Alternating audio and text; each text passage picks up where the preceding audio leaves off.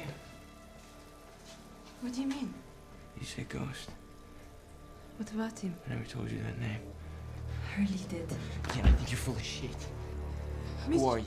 Mitch, what's wrong with you? Who do you work for?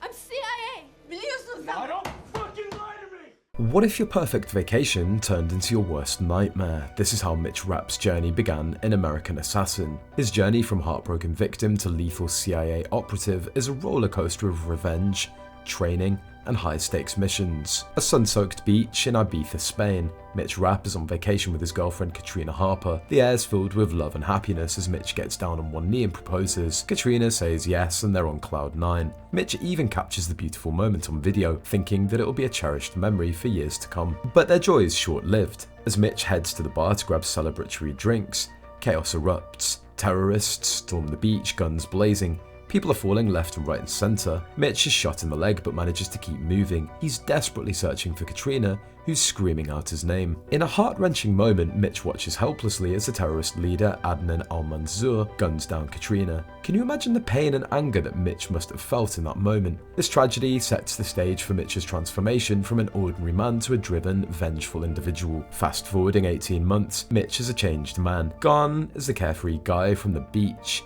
In his place is a hardened, bitter individual, consumed by the need for revenge. But how does he channel his anger? Mitch throws himself into intense training. He's learning martial arts, practicing marksmanship, and honing his body into a weapon. But it's not just physical training.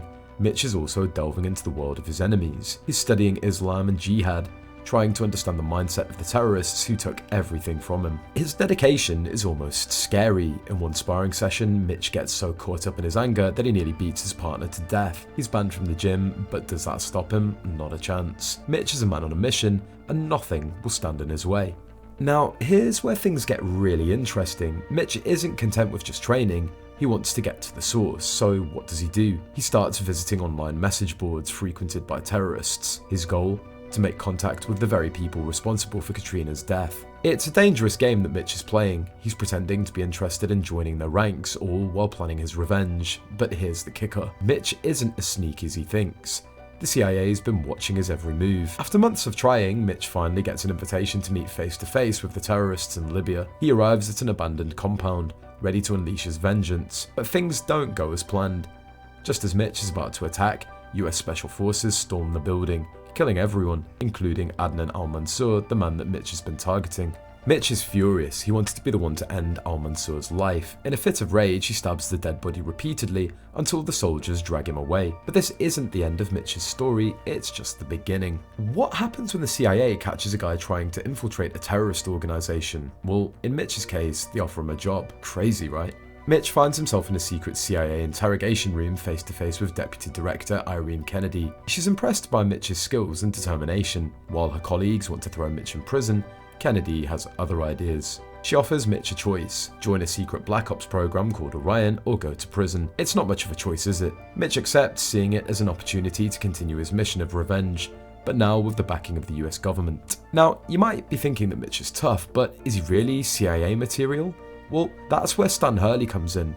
Hurley's a legend, a retired Navy SEAL and Cold War veteran. He's tasked with turning Mitch from a loose cannon into a precision instrument of justice. Hurley's training is brutal.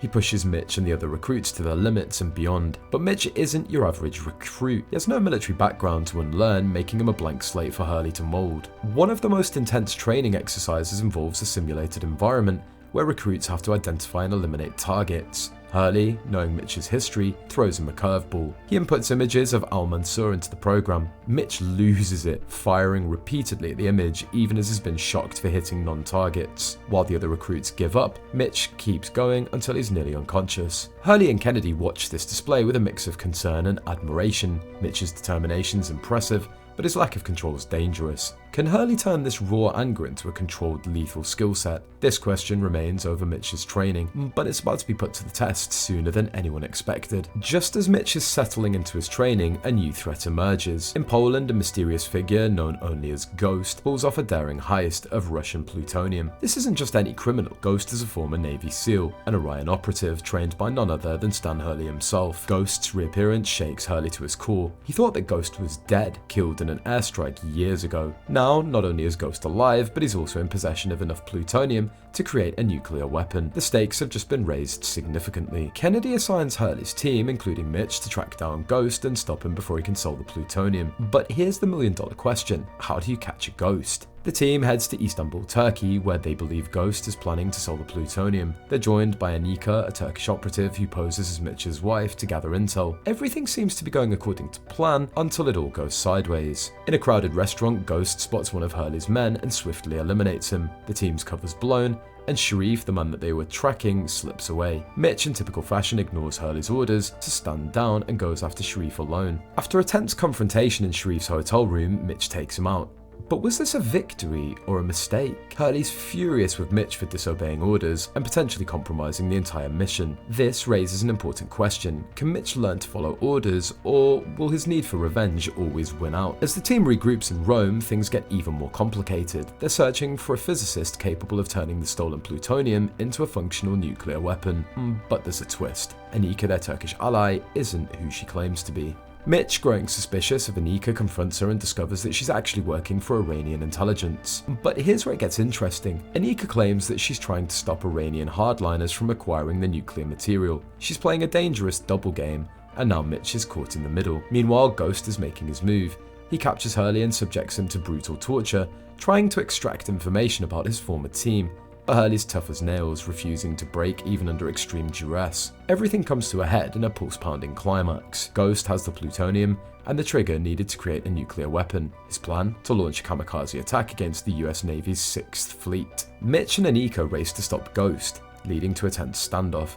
In a shocking turn of events, Anika sacrifices herself, giving Mitch the opening that he needs to go after Ghost, but Ghost manages to escape on a speedboat with the nuclear device. Now it all comes down to Mitch. Can he stop Ghost before it's too late? Mitch pursues Ghost, leading to an intense fight on the speeding boat. It's a battle of skill, strength, and will. In the end, Mitch manages to overcome Ghost using the very skills that Hurley taught him. The nuclear device remains active, forcing Mitch to make a split-second decision. He chooses to steer the boat away from the fleet, toss the device into the sea, and leap onto a rescue helicopter. Seconds later, it detonates underwater, creating a massive shockwave that rocks the fleet, but spares them from destruction. Mitch prevented countless deaths and a potential world war. In the aftermath, we see the impact on our characters. Hurley, recovering from injuries, watches news reports about the incident's fallout. The Iranian hardliners are poised to win their presidential election, pinning blame for the nuclear incident on the CIA. But the most intriguing scene is saved for last. We see Mitch in an elevator in Dubai, face to face with the newly elected Iranian president, the very man behind the plot that he just foiled. Mitch simply smiles, leaving us to wonder what he has planned next. As we look ahead to 2024, fans of American Assassin are buzzing with excitement. While there are currently no official plans for another film, the movie's recent success on Netflix has sparked new interest. From a man broken by tragedy to a lethal government operative, Mitch Rapp's journey in American Assassin is nothing short of extraordinary. As we look forward to the 2024 teaser, one thing's clear: Mitch's story is far from over. What new challenges await him? We can't wait to find out.